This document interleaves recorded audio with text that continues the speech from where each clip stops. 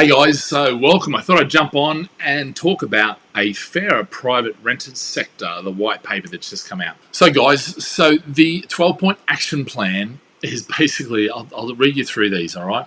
And I'll try not to give my opinion too much, but you know what, I probably will.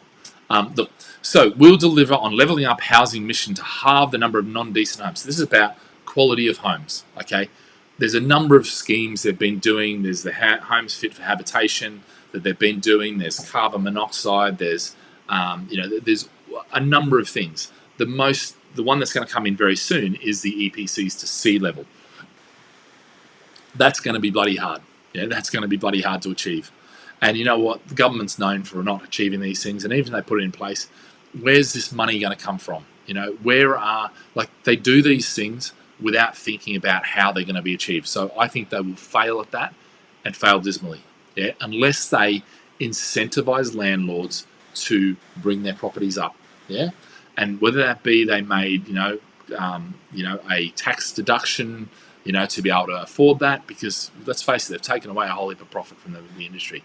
Accelerate quality improvements in areas that most need it.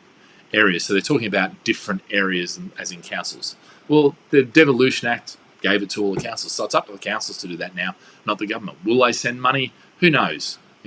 But let's face it, councils are trying to get money from wherever they can. I think that's another one that's going to fail. We'll deliver on our manifesto to abolish the Section 21 no-fault eviction. Great. And deliver simpler, more secure tenancy structure. Okay, so they've done that. Great. The question for a landlord is, what the hell are they going to do about getting my property back? So I'll do another video on that, because there is a number of things in here. Do I think it's going to be a big issue? I don't, because I think most people don't actually use no-fault unless the other things don't work. If they fix the other things, well, you know what? Then who cares about the Section 21 really? We will reform grounds of possession to make sure the landlords have effective means to gain possession for their properties when necessary. Hooray! We got one. All right.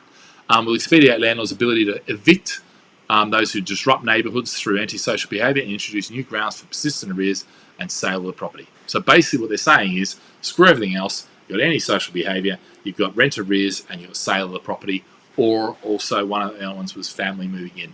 Okay, so that's pretty much the reasons you can get rid of a tenant, which, you know what, there aren't too many other ones. Let's face it. I mean, maybe maintenance, you want to do massive maintenance, so you need to move someone out, something like that. We'll see. So we'll only allow increases in rent once per year. That already happens. Yeah. End of use of rent review clauses. Okay. Yeah. Improve tenants' ability to challenge excessive renting. They already have tiers. So a lot of these things is just restating stuff that's already there. Yeah. Now, okay, rent review clauses. The reality is you can put a rent review clause in to say it'll increase this much. Yeah. But that can also be, you can go to the first tier tribunal, and tenants do. All right. Obviously, it's a stupid process. And as long as you stick it to CPI or RPI, or you can check it through the market, then you should be fine to increase it once a year. If they stop allowing you to increase it, that's a rent control. That's going to be. But they did say they don't agree with rent controls, so that's a positive for us. Hooray! Strengthen tenants' ability to hold their landlord to account and introduce a new single ombudsman for all private landlords that must join. So hold on. So does this mean as an agent I have to be on an ombudsman, and now as a landlord I have to be an ombudsman? So now we're going to have what, another £300 that we're going to pay each year for what we might already be covered, or if we're using an agent, are we covered by them?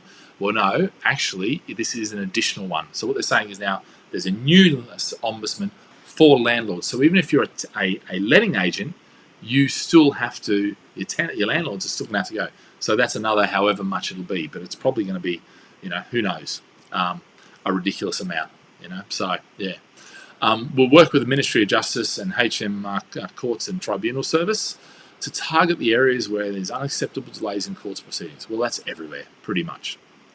Strengthen mediation, absolutely useless. Yeah, we were using mediation, we were doing everything right like that, but the problem is there's nothing in it. There's no motivation for a tenant to actually do anything with it. So, yeah, I don't see how that's going to work. Alternate dispute resolution. I just don't see that working, because when you've got rent arrears and when you've got councils telling tenants not to move out until the bailiff arrives, that's the advice they're being given. They're going to listen to that before they listen to some mediator, But yeah, basically what this is, this mediation, this is a way that they can basically say, actually, you know what, landlord, give a bit, take a bit. No, sorry, give a lot and take nothing and be done with it. That's pretty much what this is a thing in. But yeah. We'll introduce a new property portal and make sure tenants, landlords, local councils have the information they need. Great. So we've got another place. You know what? If they said we're going to remove all other places and just have this, fine. But you know what? They're not going to, and this is just going to be another thing where you've probably got to upload data. You've probably got to pay a fee to access it if you're a landlord or whatever. Who knows? It's just rubbish. I mean, landlord licensing is a classic. Every council is different. Everything is different. Maybe they should have just had standardised things, but no, they couldn't do that. Yeah. We'll strengthen local councils' enforcement powers. They've already got that. Ability to crack down on criminal landlords. You know what? That's ridiculous. Okay. I don't know. I don't see where or what that means or how they're going to do that. They already have all that power. We'll legislate to make it illegal for landlords and agents to blanket bans renting with families with children or those on receipt of benefits. Then maybe pay the benefits to us, because the number of times where benefits are paid to the tenant and then they just don't pay, is ridiculous. Yeah. Vulnerable groups such as prison leavers. So great. All this sort of stuff. So we're going to be forced to take tenants. So at the end of the day, this is where, maybe we can say you can't take it without a guarantor. I mean, I'm saying two things. Get a guarantor, get an insurance policy. That seems to be the only way that you can combat a lot of this sort of stuff. Look, I've got no problems with benefits, children with benefits and things like that, or the DSS side of things. But as long as they can afford it, and as long as I can get my rent, that's the challenge now. If they can't afford it and I can't get them out, that's a real question. We'll give tenants the right to request a pet in their property. Now, the good thing is that you are allowed to charge the tenant can get pet insurance. Here's the problem, is they get it once, how are they going to be forced to renew that at the end? Yeah. So this is one of the challenges that I want to see, because what's going to happen? They're in there for a year, you can't get them out, they don't renew it. Can we take them out? Can we get them out?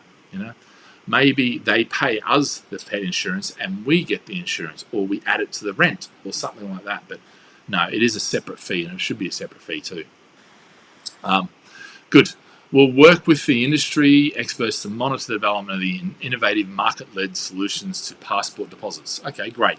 But nobody's really solved this. I mean, right now, they're saying that. I can't see how that's going to be done, because if a tenant owes there, what are they going to fund that, or how are we going to get that money? So anyway, I hope it's not a case of, I hope that deposit is still controlled by the person, but then what happens to the new person? Yeah. So if that tenant, if their deposit goes from there to there, but then it's used here, how do we get it out of them there if they haven't got it? We're just asking for problems, But we'll see. I'm sure there's some innovative market-led solution, whatever. All right, guys. That's the 12 points that I think, we're going to be frustrated. Yeah. But anyway, we're good.